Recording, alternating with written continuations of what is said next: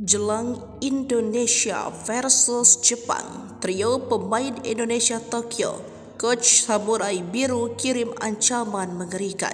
Jelang duel Indonesia versus Jepang di ajang kualifikasi Piala Dunia Zona Asia Jumat 15 Oktober.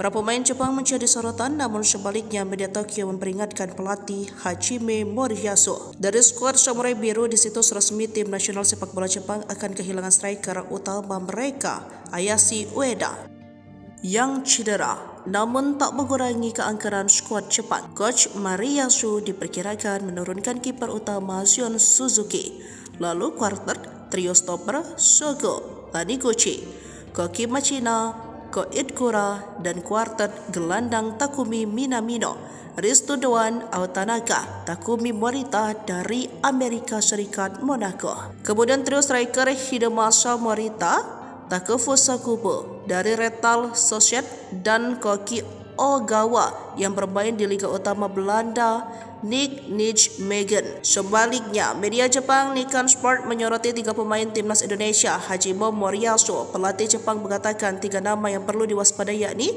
Justin Hapnir, Arhan, dan Verdansk. Bek Arhan bermain untuk Tokyo Verdy saat itu di Liga C2 di tahun 2022 hingga 2023, dan bek Belanda Justin Hapnir yang bermain di J1 Cerezo Osaka hingga musim panas ini, katanya. Lalu pemain ketiga ada Calvin Verdansk, rekan setim dari striker Jepang Hoki Ogawa di Nijmegen.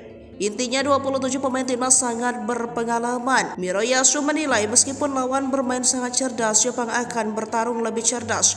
Melawan lawan yang memperkuat pertahanannya, kami ingin menciptakan lebih banyak peluang dan mencetak gol daripada yang kami lakukan saat melawan Australia, kata Moriyasu. Sementara itu, Sintayong akan menurunkan pemain kiper Martin Space, lalu kuartet Sandy Walsh, Calvin Verdansk, Jailidis, Rizky Ridho, dan Sandy Walsh. Di tengah Ragnar Orad Mangon, Nathan Cho, Ivar Cenir, Marcelino Ferdinand, dan depan Rafael Strike. Sintayong mengaku dia mendapat evaluasi dari PSSI dan meminta pemain fokus sebab target adalah masuk 4 besar.